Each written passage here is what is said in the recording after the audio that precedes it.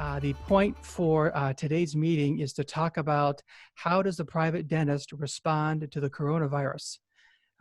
What should he or she or a group practice do? And we have been able to assemble some of the best dental talent in the Midwest today. So what we're going to talk about is something that is going to greatly affect your practice, and you need to pay attention.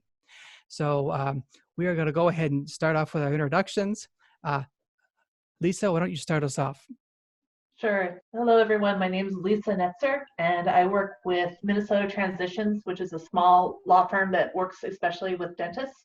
I bring to the office a long background in employment law and have been answering lots of questions from lots of dentists about staff and staffing needs. All right, Dr. Frank. Frank Milner. I've been a dentist for 43 years in private practice. Currently, I'm an associate dentist, but more specifically, I'm an educator and publisher. And what I have here is a clinical mentoring piece that dovetails into everybody at the microphone today. And that's milnarmentoring.com. I'm a clinical mentor at dental schools, clinical mentor for young graduates, clinical mentor for people aspiring to be accredited in the American Academy of Cosmetic Dentistry, and also, most importantly, a key opinion leader in many circles. So I see the future before it happens clinically within our boundaries. So this is a pleasure to be with this panel today. Okay, Joe, go ahead. My name is Joe Fricton. I am an attorney with Minnesota Transitions. I started Minnesota Transitions with Dr. Dave Lindy, and we help dentists as they are going through a transition, either buying or selling their dental practice, joining as an associate or a partner, or leaving that partnership, and then all the legal issues and other transition issues that arise through that process. Great. And last but not least, Jay, go ahead. Hi, my name is Jay White, and I work with White & Associates Practice Consulting. And we've been working with dentists in the upper Midwest for the last 40 years, and have seen most everything there is to see. We work with people on a personnel basis, as well as marketing and operations management of an office. So this is a real appropriate time for our discussion today. Wonderful. That's great. Thank you for all of you making time to be here today. I know that all of you have very busy schedules. So let's get things started off. Lisa, I would like to start with you. Let's start talking about the legislation on the paid sick leave, the Family and Medical Leave Act, and the benefits, and what does that, how does that affect the dentist and the dental practice? Sure. So about 2 weeks ago now, and it's hard to remember things that happened 2 weeks ago, but Congress passed a law that required, created a new Family Leave Act provision for COVID-19 specifically, and also required paid leave for when people have or are caring for someone or are ordered to shelter in place basically due to COVID-19. Those are the two main provisions. There are other things in that legislation as well, but these are the two we're seeing affect the dentists in the Midwest area. So the idea is to allow smaller businesses to apply for loans to provide employees with paid leave time. And while both of those provisions are good ideas, for a lot of dentists, it makes it almost impossible for them to continue to pay employees when there's nothing coming in. Mm-hmm. And so because of the shutdown in work, these provisions sound good for employers with 500 or fewer employees, but really for very small offices, it doesn't work well. It turns out, though, that there was a provision that allowed the Secretary of Labor to issue an exemption for smaller businesses. So traditionally, businesses with 50 employees or less are not subject to the Family Medical Leave Act, or FMLA. The Secretary late Friday finally said that he was going to issue those exemptions for small businesses. So for the vast majority of businesses we work with, if you have 50 or fewer employees, you are not going to be subject to the expansion of FMLA or to the paid business requirements. However, if you are an employer who employs more than 50 people, you will be subject to that. And you probably need to work with an attorney or someone else to look into the grant side of things so that you can continue to make payments to people, even if your office is smaller or is not getting in that much income besides the emergency treatment. I do want to mention too that currently Congress is considering a small business loan that would basically be a payday loan. It would allow businesses to continue to pay their their payrolls during the outbreak. And they're trying to decrease the number of people applying for unemployment by doing that. But that hasn't been passed. We don't know who that will apply to or exactly how that will work. So we have to stay tuned for that one. I see. Lisa, in the craziness that has started last week and is continuing into this week, are you getting a lot of calls from dentists about this particular piece? Yes, and in fact, I just got another email today. There are some dentists who unfortunately are looking online at a lot of these provisions, and the important part to focus on is whether your office is under that 50 employee limit or not. As long as you are, then you're going to be exempt. You can apply for an exemption from those requirements. But a lot of business lawyers or people who do employment law don't focus on really small offices, so they miss the part. Correct. They don't. Thank you, Lisa. That was great. Lisa, let's move ahead and talk to our next guest, Dr. Frank Milner. Being a dentist, being a clinical mentor, and being someone who has seen pretty much everything you can possibly see in the dental marketplace, how do I go about protecting my patients and my practice and keeping them healthy during this outbreak?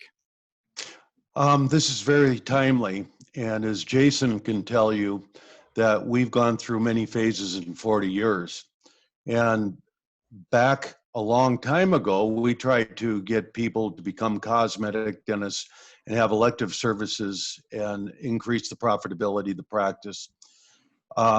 Everything was more becoming more complex. The more complex you could teach or workshops, the more elite you got and the more prestige you were viewed by the dental profession, i.e. Minneapolis, St. Paul magazines, etc. However, this is the first time that I've seen a huge change that's not going to go away.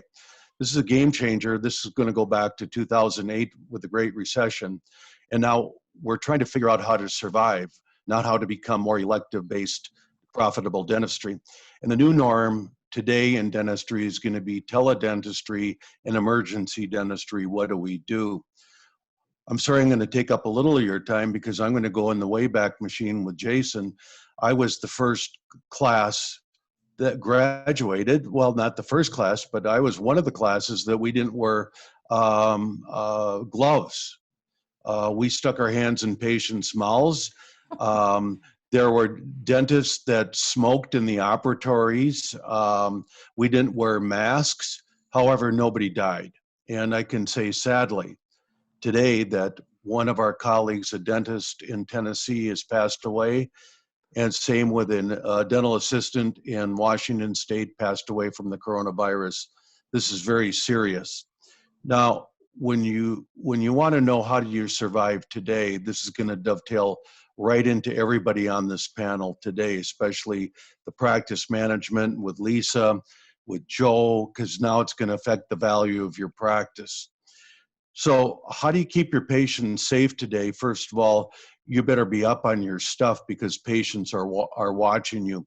I told Christian about the day we had a final clinical day was last Tuesday, and a patient came in reluctantly, and he had a 3M respirator mask on, gloves. He was very germophobic, rightfully so, and he was asking a whole bunch of questions about what do we touch? How do we know it's safe? How do we know it's sterile? And this was the first time I've ever heard this conversation. And he didn't want to go to a specialist office for a root canal. He wasn't sure who's touching instruments, how did they take care of it. So the new norm for everybody here is going to be health. It's not, do you do Invisalign? Are you placing implants? It's how you keep me healthy today. And with the CDC guidelines, with the Board of Dentistry, Minnesota Dental Association, American Dental Association, it's going to go very simply. Go onto their websites, download forms. You better have texting services for your patients to keep them alerted. Social media skills on your Facebook page, on your website, so they can follow you. You don't know if we can even answer the phones in our practices today. I can tell you this, that where I work, we were proactive. We put face shields on immediately. This is never done that before, but now everything is face shields. You must wear scrub suits with scrub jackets. That's mandatory. Now the patients want you to see you sterilize in front of them, wiping the counters down. I go out in the reception room, even when patients may be coming in, when we were practicing, and they see me wipe doorknobs, they see me do all this, they see all this going on, everything is being visualized so they can see how importance we place on their health. We have the patients swish before any clinical procedure was done with either 1% hydrogen peroxide, and or you could use Scope, which has alcohol base, but we have them swish for 15, 20 seconds. The front desk is wearing gloves at this point. We have barriers. How do you keep them healthy?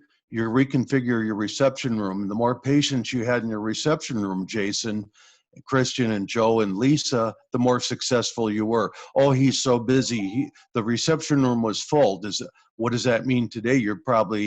That's not a good sign, because when you have social distancing, you're going to have to show the patients that social distancing and everything their health is going to be more important than their office hours. Which insurance policy are you going to take? I think they're going to be more focused on their health before they say, do you take my insurance? Because the buzz you're going to get from your patients, if you're not taking care of your health, that's going to get around real quick. And if you can demonstrate that their health is the most important thing in the world with your staff, including a texting service that tells you, the patient, maybe you should text them 10 minutes before their hygiene appointment is ready and wipe down. Maybe that will be the new norm. Is that we're in a brand new ball game. We haven't been through this before. And I can tell you, I don't know about you, Jason, but I'm glad I'm in the tenure of my career versus in the beginning, because this is going to get real stressful real quick. So what the bottom line is, Jason told us a long time ago in practice management, is that the patient's perception of you, the reality of their dental relationship, is based on the experience, the personal experience. And if you think you're going to tell them all factoid clinical findings, I think you better rethink, retool, relearn, reeducate. It's going to be on their problem-focused issues. Did the husband lose the job? Do they have any money? How can they invest their money with you in a very caring way? I'm sorry I took up so much time. Okay, but Frank. This is the new now, and I don't think it's going to go away for a while. No, I don't either. And I just, Some good points, Frank. that's some really good stuff, Frank. Thanks for sharing that. That was great. Let's move ahead here. Joe, what can a dentist do with everything that's going on right now to best position their practice for a transition? There's been a lot of change going on.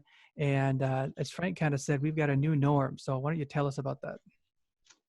Well, thanks, Christian. I just want to reiterate what Frank said, and that it's just imperative for all of us to stay healthy for ourselves and our families and friends, but also for your patients also. It definitely is a new era that we're in, and that health is, to answer your question, that staying healthy is probably that number one factor to position your practice. On a one of the other things that's really changed, I'm sure you guys are seeing this right now, is that the dentists have a lot more time on their hands while their offices are closed. And that does create a kind of an opportunity to do some things for your practice that you might not have had time to do in the past. A lot of our clients, all of our clients see patients every day, 4 days, 5 days a week, and they don't have time to think about and work on the business side of their practice. And this could potentially be an opportunity to do that with everyone out of the office, that you can work on it. So what I would say, as far as positioning your practice, kind of the number one goal, and the thing that we work a lot with our clients or number one thing to do, is to think about your practice and think about your goals. What do you want for your practice over the next 3, 5, 10 years, 15 years? Are you looking to buy a practice? Are you looking to transition out of your practice? And really kind of do some soul searching now that we've had this paradigm shift in the industry, and try to think about, when do you want to maybe retire, or when do you want to become a practice owner? When do you want to leave that associate position? It's a great time now to kind of think about that, talk to your family, and to come up with a kind of a more of a plan, or at least a thought process in your head. With regard to your practice itself, there's a couple things you can do while you're shut down and as you're going forward, and that is to do things in the practice that, one thing is that you might not have had time in the past for. So, for example, those old records that you've been meaning to dispose of, this is a perfect time, if you have the opportunity, is to go through and purge the old records that are sitting in the basement. Working on your accounts receivable. You probably, looking at your accounts receivable report, that if there are accounts that date back, over 120, 180 days, look at each of them and see if there's a chance that you're going to collect that or not. One of the, to have a healthy transition when you're selling your practice and buying too, is to have a healthy accounts receivable that can easily be transferred from the departing doctor to the newer doctor. Then also looking at your overhead. One of the biggest impacts of a successful transition is a practice with healthy overhead, and that has enough profit in the practice to pay for the new doctor's loan, potentially their own living expenses, and all the overhead of the practice. And so looking at your financial statements, look at what you're spending money on. Is there any way that, is there certain expenses that you're not using anymore that you can reduce to create more profitable practice? And that really is such a huge driver in a lot of transitions. And then the last piece is just to be ready to ramp up once all the offices open. Dental, as everyone knows, dental issues and patients, those don't end when the dental practice is shut down. There's going to be a large demand when the offices open up, and you want to make sure that you are ready, and staying healthy is a big part of that. So you and your staff can get ready to see the patients and to meet the demand that's going to be there when the offices open up. Joe, thank you very much. That was great. I think there's one question, at least I've been asked, or that's been kind of on my mind. What is this doing to the value of practices? Real quick. I mean, well, right now it's not doing anything. Okay.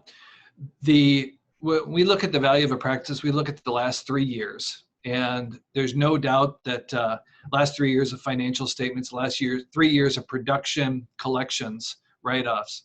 And so as of now, right now, there shouldn't be that much of an impact. When 2020, when we start seeing the numbers, there's no doubt that the collections will be down for that year.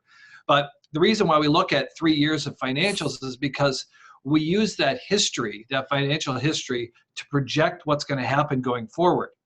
And what's hopeful is that this shutdown of the practices and the reduction is a one-time event, and it's not going to continue. Mm-hmm. And so because of that, as long as we can show, we met with a client on Friday to talk about this exact issue.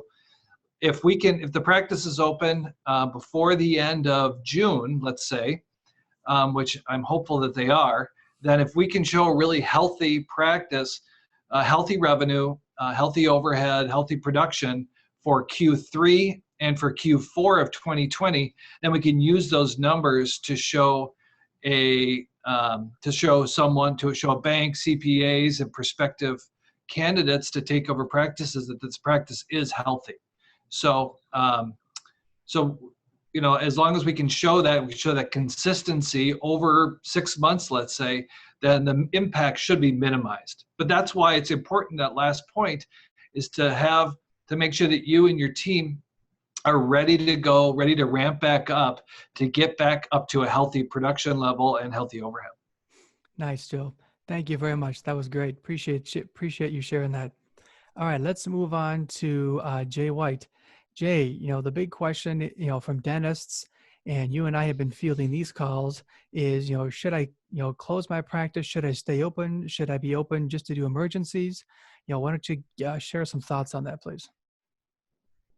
Thanks, Christian. More than likely, everyone listening to this has heard of the book called A Tale of Two Cities, written by Charles Dickens. In your former education, you were required to read that. And the opening line of that book is this: "It was the best of times and it was the worst of times." And I tell you what, that's exactly what's happening to us today, all over the country. It's happening to everyone.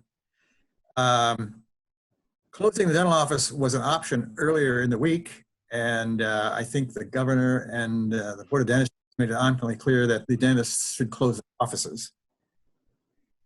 It's somewhat unfair because probably the safest place you can be today is a dental office. I mean, Frank has talked about the protocols that we've had to do. We sterilize everything within sight.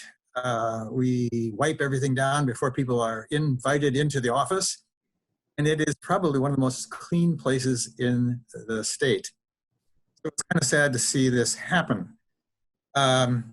So as you begin to operate here, and most offices are, of course, seeing emergencies as they come in. No office is going to simply close and be done. They're going to stay open for emergencies, and they'll have a skeleton crew there as well. But it is important, as Joe mentioned, to remain solvent in this whole process. And that to me means saving cash as much as you possibly can for the future, because we don't know what it's going to be. And so do some planning on your overhead, as Joe has talked about, see what is going on there. And I think talk to your banker as part of the program here to have enough cash to see you through whatever length of time this is going to happen. I think as we go through this time and we get into May or June, we're going to have a very difficult time if it goes that long, keeping everybody solvent. So the best thing you can do is save cash. Mm-hmm. Jay, tell me a little bit about the dental offices. We had a little bit of a chat about this last Monday about the dental offices, how they should be seeing patients instead of having a big, huge crowd. Frank talked a little bit about this in the waiting room, calling them in one at a time. Tell us a little bit about that. Well, in the scheme of things, you're going to see patients. Everyone has to be assured that they're going to be safe. Staff, especially team members, as well as invited guests, the patients who are coming in to have work done. And how do you avoid having a crowd, as we've had in the past, as Frank has said, in the reception room? We don't need a crowd in the reception room. So many offices, when they're doing this, are confirming the patient's appointments over the phone. They're asking the patients to pull up to their car in the parking lot and phone in that they're in the parking lot on their cell phones. The team member at the front desk will query them as to their insurance issues and whatever else they've got, but also will inquiry about where have they been. Have they been to Florida? Have they been to California? Have they been on a cruise? Have they been somewhere? Have they been on an airplane? To indicate, get some sort of indication as to, well, what kind of are we dealing with here. Then they're also telling the patients over the phone while they're in the parking lot that when you come into the office, we will take your temperature. That's one of the leading indicators of whether someone's infected. So there's been a run on no-touch thermometers in the city, many other places as well. If you can get your hands on a no-touch thermometer, you have 2 or 3 of them, and take their temperature before they come in the front door, or have someone at the front door take their temperature. Obviously, if that's elevated, we'll reappoint them. But otherwise, they will be whisked into an operatory directly from the front desk, not stopping at the reception room, where we don't want a lot of people. And when they're seated, or before they're seated, we'll wash our hands, and they will wash their hands, so that everyone can be assured of how clean this is going to be. Frank mentioned this earlier, and one of the tenets of marketing is perception is reality. And the dentists and staff have got to be very, very careful about what the perceptions are out there and take actions to have people perceive that they are safe and have them be safe as well. If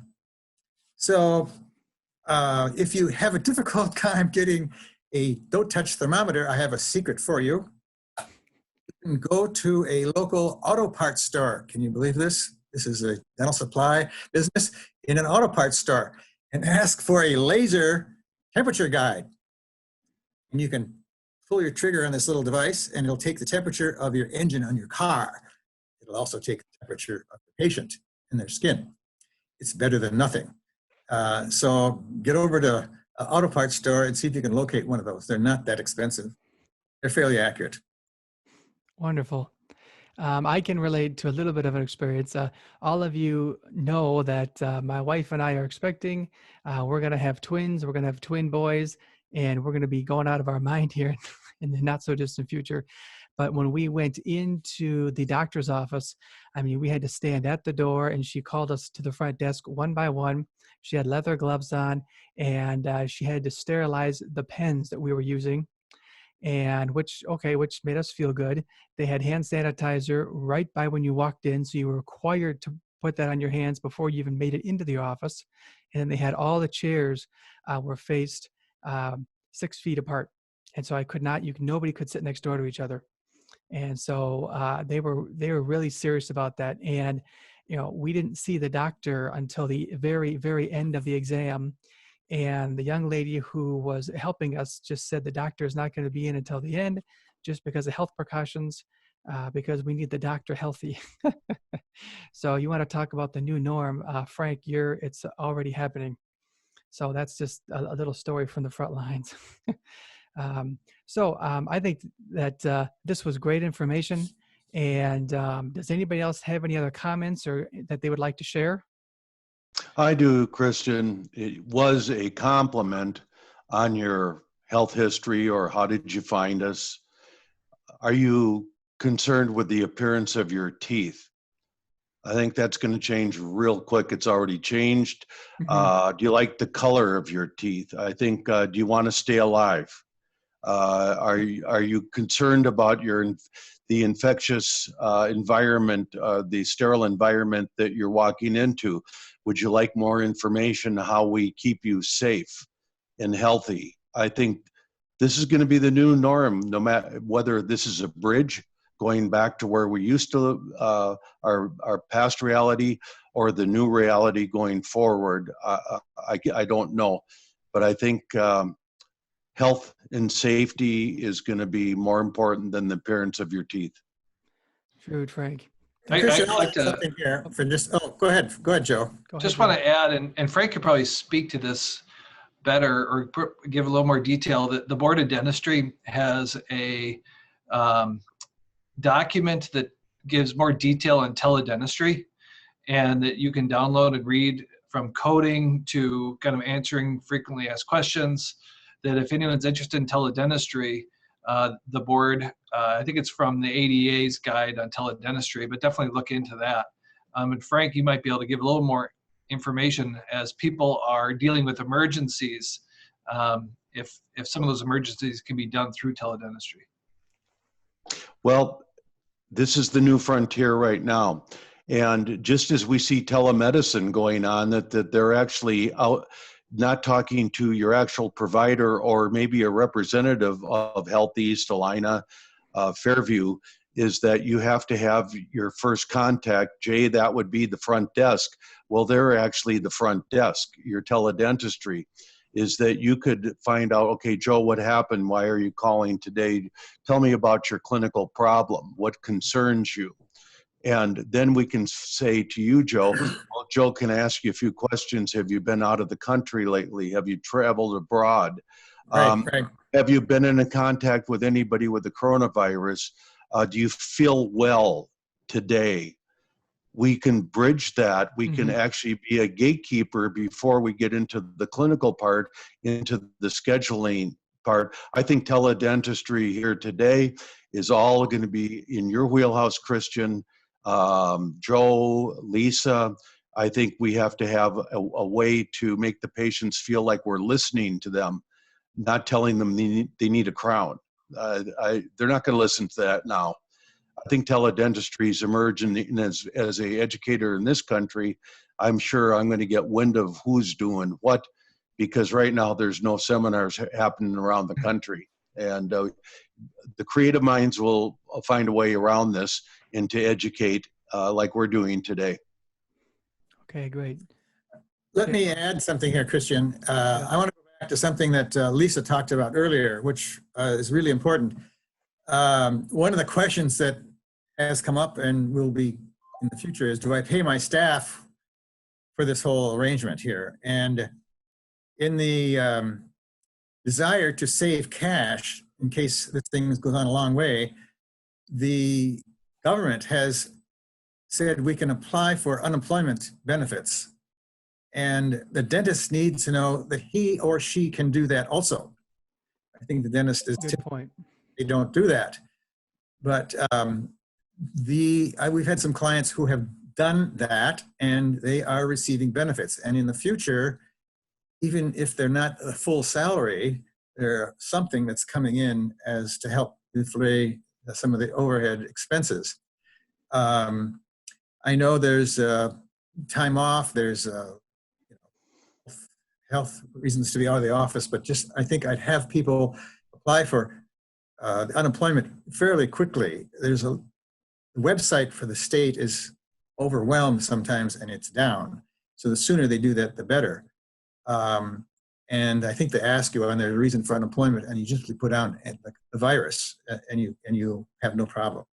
Jason, I did my application yesterday, and and it was very doable. You watch a tutorial video on what they're going to ask you, what the questions are. You get 30 minutes to complete the application. Otherwise, you're timed out. But I did mine yesterday. Was it confusing, Frank? No, it was very straightforward. But you should watch the tutorial videos that they have on there first, so you're prepared. Because if they want your routing number from your bank, you need your checking account number, you need your driver's license number, you need some facts. And if you aren't prepared and then you say, heck, it's in my car, or let me go find it, well, you might get timed out. Yeah, and that's frustrating too. I know that. Yeah. Good advice, Frank. Thank you. Yeah. Thanks, Frank. Appreciate that. Go ahead, Joe. I'm sorry.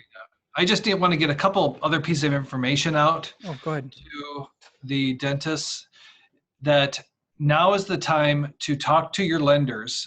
Yeah, I agree. Yeah, you're absolutely right, Joe. So the first thing to do, if you have a practice loan, is to call your lender. All the banks I've talked to in the last week are all offering extended, they're going to defer, forbear on payments, and there's going to be no interest. They're going to tack 3 payments if it's 90 days onto the back end of your loan. But all the dental lenders that I've been speaking to have all been saying that that's what they're doing across the board. So that's on your practice loan. You can also, they're going to be doing the same thing on student loans too. They're going to be reducing the interest rate down to 0. And then you can ask for a forbearance to stop payments on that. So you're not going to have any more interest that's going to accrue and go on the principal. you're going to have a period of time, if it's 60 days, 90 days, to save on cash and to have cash flow. So talk to your student loan servicer. And then the last thing, it's still, this is one is a little more up in the air, but talk to your bank that has your mortgage. I've heard through, I don't have any firsthand knowledge of this, but just through the news that the FHA loans, the government is requiring the banks to go 0% interest for a period of time. And you can stop making payments for, I don't know how long it is, 30, 60, 90 days. And so talk to your lender to make sure that you can potentially stop payments, but be careful to make sure that the interest stops, because you don't want to have interest to be accruing on that principal and then going on top of the principal. You'll typically will have to make additional payments at the end of the term of the loan, but it's going to save you cash now, and it's definitely worth it. So talk to your lenders in your personal, both business and personal side of things. Joe, thank you very much. That's great information. I'm glad you added that. Christian? Yeah, go ahead, Frank. Let me quote somebody that I think puts this in the new dawn of dentistry. Vladimir Lenin said, "There are decades when nothing happens, and there are weeks when decades happen." And this is what we're looking at right now. We're looking at history. Yeah, we are. I agree. And Yeah. we're all available to do everything we can to help the dentist. So guys, thank you very much again for taking your time today. For all our listeners who are going to be watching this, if you find interest in what we're talking about, which we hope that you do, please contact us at whitedentalconsulting.com/breakdown, or call our office at 952-432-3322. And if there's an interest in what Joe, Lisa, Frank, or Jay said, I'll make sure that I get you in touch with them. All right. Well, this has been wonderful. Guys, I think the information that we shared will be very helpful for all the dentists, which is why we're here in the first place today. We're here to help the private dentists be successful and do everything we can in our power to make sure that, when this is over with, that, their schedules are full and they can pick up right where they left off. So I just would like to say thank you for joining us today. Thanks again. Thanks a lot, guys. And I appreciate it. Bye-bye. Thank you.